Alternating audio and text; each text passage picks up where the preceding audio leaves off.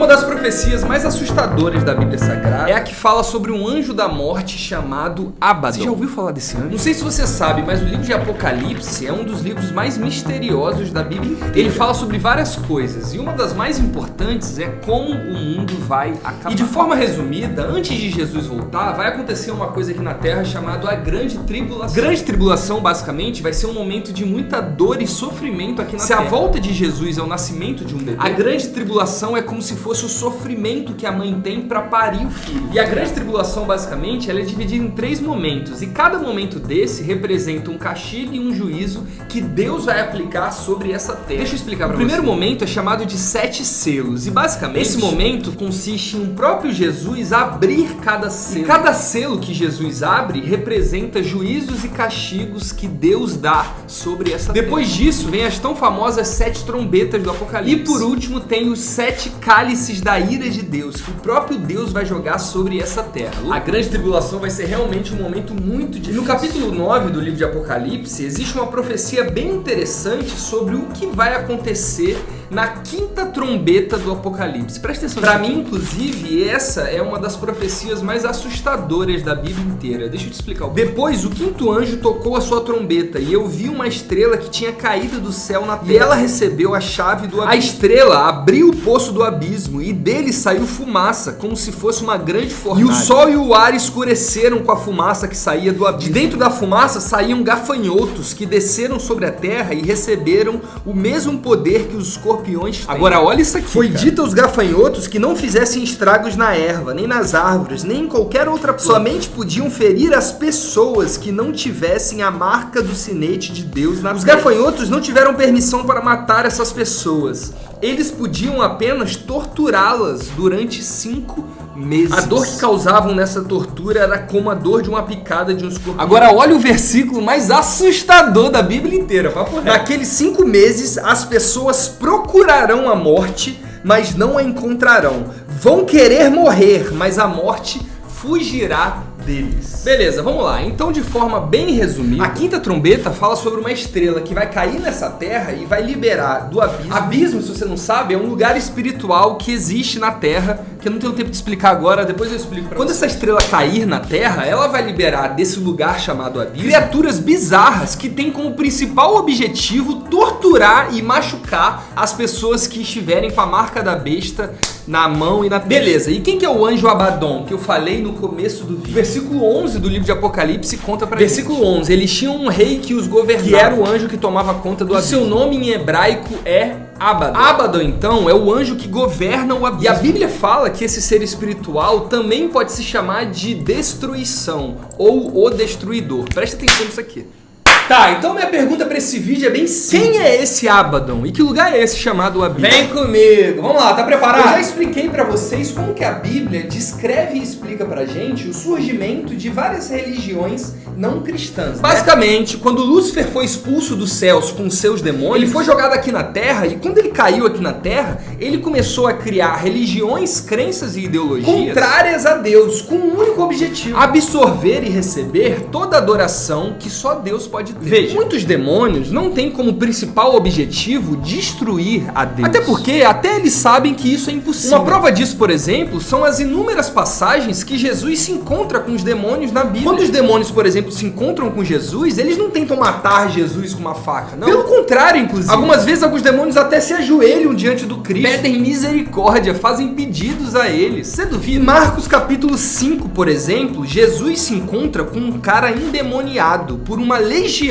de demônios. Legião é como se fosse, sei lá, vários demônios presos em uma pessoa só, sei lá, mais de 5.000 demônios. Quando essa legião de demônios olha pra Jesus, o que você acha que eles fizeram? Marcos capítulo 5, versículo 6. Mas quando ele viu Jesus ao longe, ou seja, quando os demônios viram Jesus chegando, correu e o adorou, olha isso, e clamou com grande voz dizendo: que tenho eu contigo, Jesus Cristo, Filho do Deus Altíssimo? Te peço por Deus que não me atormente. Ou seja, os demônios, quando viram Jesus, eles Eles não só pediram misericórdia, se ajoelharam, quando também depois fizeram um pedido pra Cristo. Por que eles fizeram isso? Porque até eles sabem que são criação e não criador. O foco dos demônios, aprenda, o foco dos demônios não é vencer Deus num X1, o foco deles é receber adoração e honra que só Deus pode receber. Eles querem ser adorados como Deus é, eles querem ser honrados, louvados como Deus é. É por isso, inclusive, que em Mateus capítulo 4, quando o diabo encontra Jesus no deserto, o diabo não tenta matar Jesus com uma faca, ele pede a Cristo adoração. Aprende uma coisa, essa imagenzinha do diabo indo correndo atrás de você com um tridente querendo te matar, isso é uma mentira. A missão do diabo não é te matar. Até porque a Bíblia fala que o viver é Cristo e morrer é lucro. Se o diabo te matar e você realmente estiver com Cristo, ele vai estar fazendo um serviço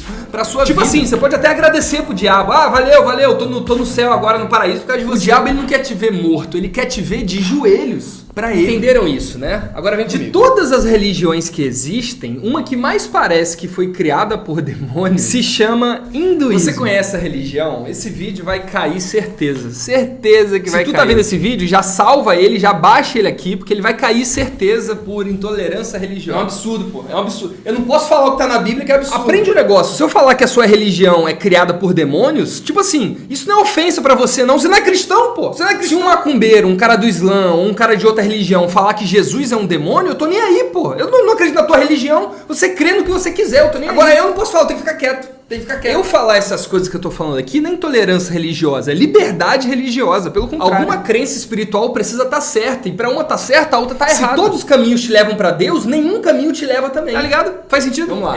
Vamos tentar. Vem comigo.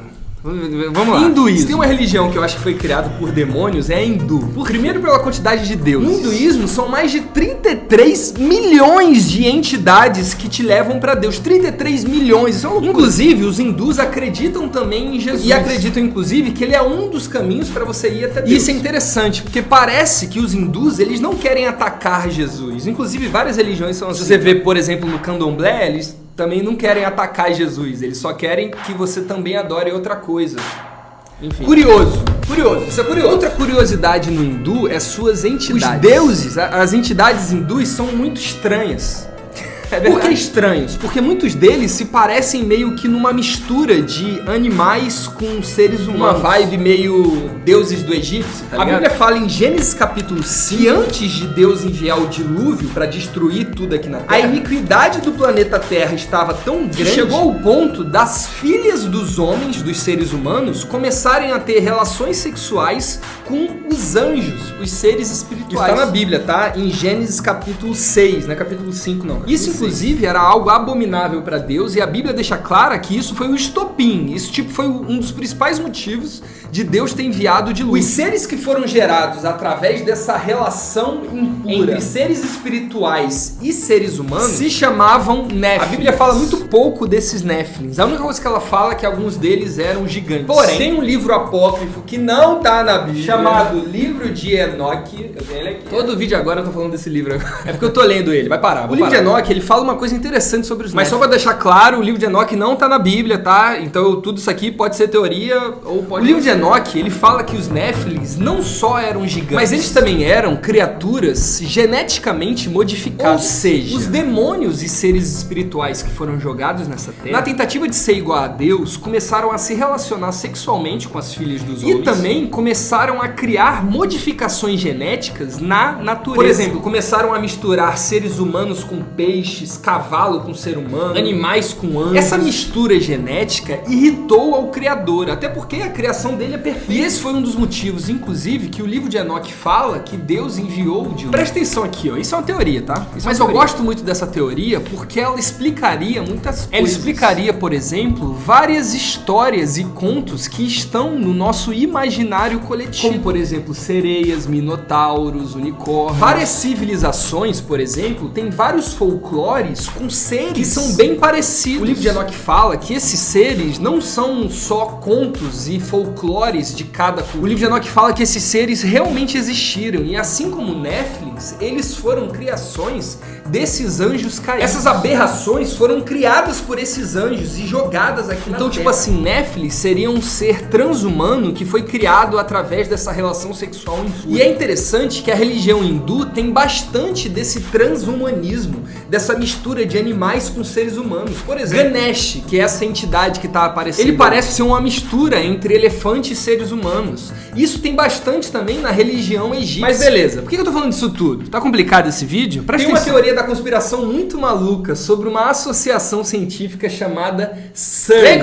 Vem comigo, você já tá aqui, vem comigo. Se você não sabe, CERN é o maior centro de pesquisa científica do mundo. Esse centro de pesquisa, ele fica localizado entre a Suíça e a França. E tipo assim, basicamente, CERN é um acelerador de partícula, tá ligado? De forma bem simples, pra você que não sabe, acelerador de partícula é um tubo, um lugar grande, onde a galera fica chocando uma partícula subatômica com outra. E a galera faz isso pra tentar descrever e entender como que o nosso universo foi gerado. Tem uma partícula bem famosa que foi descoberta em 2020, eu acho, chamado bóson de Higgs, que eu acho que foi descoberto por essa associação. O que ninguém fala é que muita gente é contra esse centro de pesquisa. Por quê? Porque a gente não sabe o que pode acontecer se a gente ficar brincando de Deus, brincando de jogar uma partícula subatômica na outra. Esses experimentos podem gerar, sei lá, um buraco negro, pode explodir, pode gerar uma catástrofe. Outra possibilidade que pode acontecer é esse choque de partículas gerar uma espécie de portal para outra dimensão. E eu sei que isso parece loucura, mas olha que interessante. O próprio CERN publicou um artigo que fala sobre isso. Fala sobre a possibilidade de portais dimensionais existirem e de outras dimensões existirem também. Uma dessas dimensões pode ser o abismo que tá na Bíblia. Entende? A Bíblia fala que o abismo é um lugar que tá no planeta Terra. Nesse lugar estão presos um dos anjos mais assustadores de toda a existência. O livro de Apocalipse, por exemplo, fala que no fim do mundo Deus vai libertar algum dos anjos que estão presos no abismo. E esses anjos vão matar 1/3 do planeta Terra inteiro. Está na Bíblia, está na Bíblia. Eu fico pensando se esses experimentos científicos não abrem a possibilidade de eles serem os causadores da abertura do portal do abismo. Já pensou que loucura? Já pensou se a condenação da humanidade vier desse desejo absurdo que os seres humanos têm de provar que Deus não existe? Já pensou que loucura? Já pensou se o abismo for aberto pelas mãos dos próprios seres humanos? E se essas partículas batendo uma na outra forem a estrela que o livro de Apocalipse fala que vai cair nessa terra? E sabe o que é o mais louco disso tudo? É que nesse laboratório simplesmente tem uma estátua gigantesca da deusa Shiva do hinduísmo. E qual é o motivo dessa estátua da Shiva?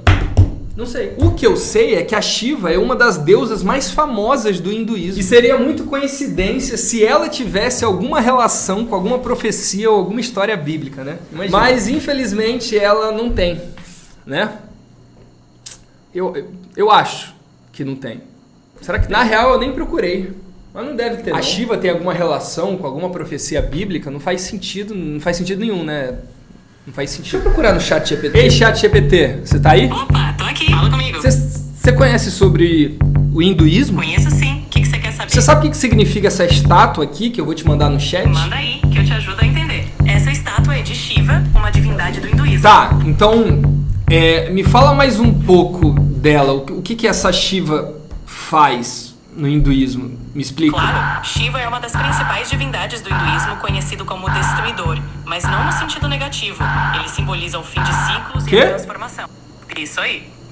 O que você falou? Do chat GPT, o que você falou? Desculpa. Shiva também é parte da trindade hindu, junto com Brahma e Vishnu. Tá, mas o que você falou aqui do nome da Shiva?